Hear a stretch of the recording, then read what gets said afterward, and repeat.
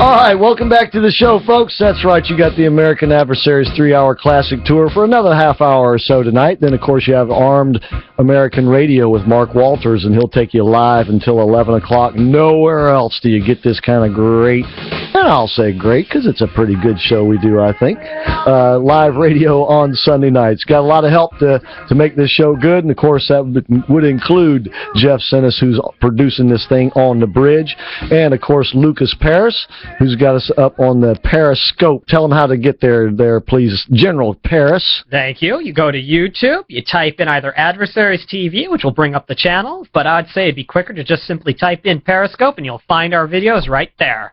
Just that easy, just that quick. Easy. Just that easy, just that quick. Thank you, Lucas Paris. And he is a general in the American Adversaries Army, folks, so he's bona fide, got the title that he deserves. El General Pariscopio. El Pariscopio. All right, so you too can be a member of the American Adversaries Army, and we need your help. We need you to be a member. All you have to do is go to AmericanAdversariesRadio.com, and you can sign up for the Army at the recruiting office. Real easy to do. All right, dirty laundry. Did you hear about the cocaine suspect who was wearing pants that he said weren't his own? You might want to make sure those pants, before you throw them on, are clean in more ways than one. This was in the Orlando Sentinel. These are not my pants, cocaine suspect tells OPD before arrest. When Orlando police pulled a baggie of white powder from Billy Diggs' shorts Tuesday night, he protested, records show, saying, "That's not mine. These are not my pants." The powder tested positive for cocaine, and Diggs went to jail for at least the 18th time, records show. I guess he has the propensity to wear other people's clothes a little too often. Not check the pockets? I mean... Yeah. Loud music prompted the incident. Someone complained about 9:15 p.m. Tuesday about the music blaring from a Cadillac Escalade SUV on West Jackson Street near the Amway Center. That's when police showed up and noticed Diggs, Darrell Brown, and a third man standing by the white vehicle's open driver's door. "I immediately observed the black grip and silver slide of a handgun sticking out from under the driver's seat," the officer wrote of his finding a loaded 9mm pistol. "I read Darrell his Miranda rights from my department-issued Miranda card, and he agreed to talk to me. After a short talk, a mason jar was removed from one of Brown's pockets that contained 12 grams of marijuana in baggies, 40 doses of cocaine in tiny packets, and about 10 doses of methamphetamine and 9 doses of heroin," records state. Boy, you want to talk about one-stop shop. Dear Lord. And it was in a mason jar. Now, these are in pants that the guy said weren't his and he didn't know was in the pocket. Brown, 54, also had, this is one of the other people there, 54, also had $1,285 in cash that officers seized for forfeiture as suspected drug money. You suppose? A convicted felon serving probation, Brown previously served 4 terms in prison for burglary, trafficking and stolen property, selling cocaine and other crimes. Tuesday was his 15th arrest in Florida. Can we throw away the key? Oh, my goodness. Not my pants, huh? Right? Okay, yeah, if you say so. All right. Earlier I mentioned that I've tagged old Paul Ryan, St. Pauli girl Ryan, and he's from Wisconsin, right? They make beer in Wisconsin. St. Pauli girl is a beer, and I don't know if I can't remember. It's been a while since I had any. I can't remember if St. Pauli girl comes from Wisconsin or if it's not even a domestic beer. But anyway, I think that the title fits him anyway. But if you do drink beer, in particular, if you drink what they call craft beer. Do you ever drink craft beer, Lucas? I've had a couple. All right, next time you might want to be careful to read the ingredients and that they're craft beer. Because some of the craft beer brewers use unique and, you might think, unusual things to flavor their beer with. Like lobsters. Okay, I'm not too frightened yet. Grasshoppers. Now I'm getting a little bit, yeah. Pond scum. Okay, now this is frightening. That's right, folks. These are just some of the ingredients that craft brewers use, including other things like broth from a caramelized moose's head. Bull testicles.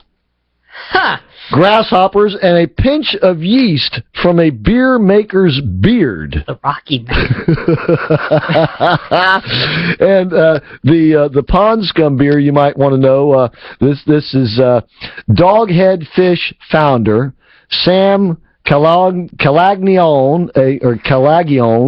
a pioneer of bizarre brews, said this: the German purity law. Germany has a laws. You can't use things like this in beer, right? Mm-hmm. The German purity law is a modern form of art censorship.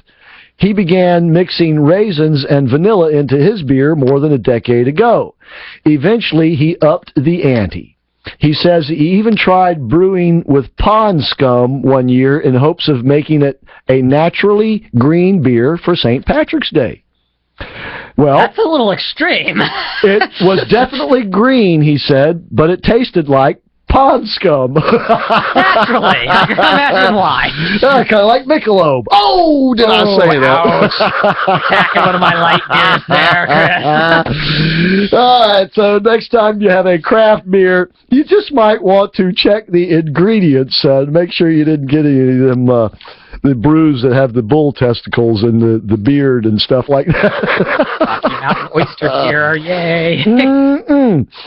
All right, and then there's this. Did you know that Walter Cronkite had a sense of humor?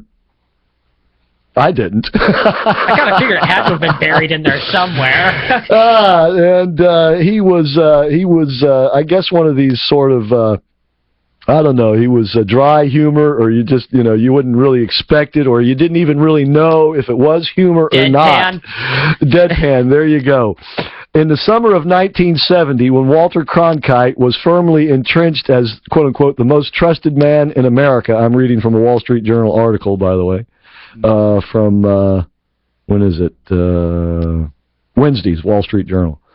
In the summer of 1970, when Walter Cronkite was firmly entrenched as the most trusted man in America, he was unable to attend the 50th birthday celebration for his close friend, war historian Cornelius Ryan, at the 21 Club in New York City. Instead, Mr. Cronkite sent a gift, a seemingly unremarkable 5-by-5-inch slab of porcelain. Huh. Dear Connie, the broadcaster wrote to Mr. Ryan, author of A Bridge Too Far, you are now the possessor, proud I hope, of a piece of Hitler's urinal. And they show a little picture of it. It's mounted on a plaque, and it says Hitler's urinal underneath it. It says, Mr. Cronkite's letter, as well as the alleged shard of Adolf Hitler's lavatory, was recently on display at Ohio University's Kennedy Museum of Art in Athens, Ohio, in an exhibit exploring how influence shapes the perception of value. Well, he's not wrong. I don't know if the influence that they're talking about here is Walter Cronkite or Adolf Hitler using this as a urinal. This was from one of the curators at the museum.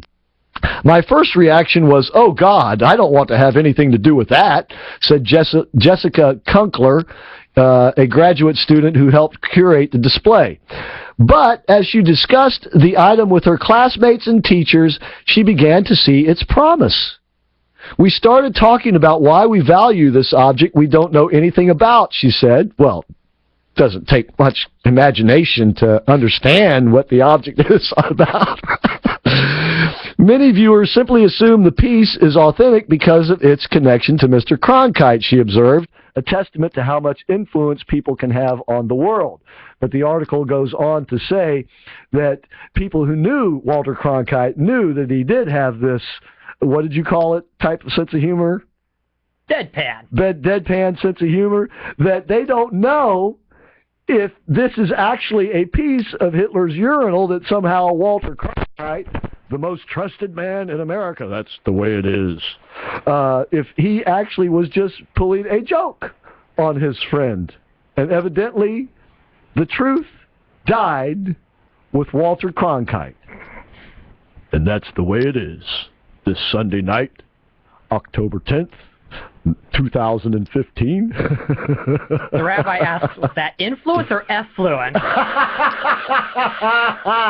The rabbi's got a sense of humor, he does. All right, folks, stick with us. We got one more segment to go. And don't go away, please, because when we come back, well, who knows what'll happen.